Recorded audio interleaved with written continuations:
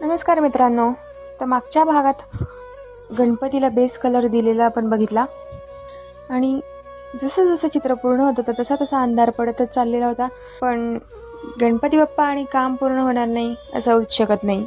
मग कितीही आळशी आर्टिस्ट असो किंवा पेशन्स नसलेला आर्टिस्ट असो, ब्लॅक कलरनी बॉर्डर करायला सुरुवात केली होती. पण पहिल्यांदाच एवढे वर्षात म्हणजे शाळेनंतर एवढ्या वर्षांनी पहिल्यांदा ब्रश हातात घेतल्यामुळे हात थरथरत होता आणि बाकीचे कलर ओले असल्यामुळे हात टेकवूही शकत नव्हते.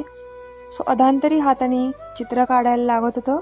पहिलं चित्र होतं, गणपतीचं चित्र होतं, त्यामुळे खराब होऊ द्यायचं नव्हतं.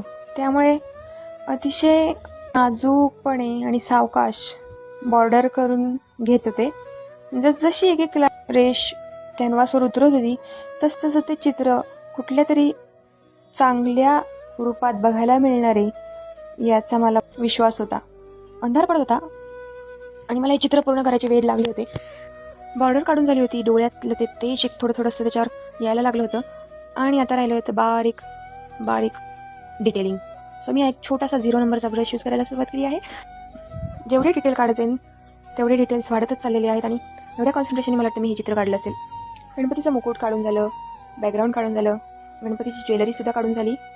अंधार अजून पडतोय आणि अशा प्रकारे आपला गणपती बाप्पाचे रंगीत रूप तुमच्या समोर ठेवते. कसं वाटलं नक्की कमेंट करून सांगा आणि गणपती बाप्पा म्हणायला विसरू नका.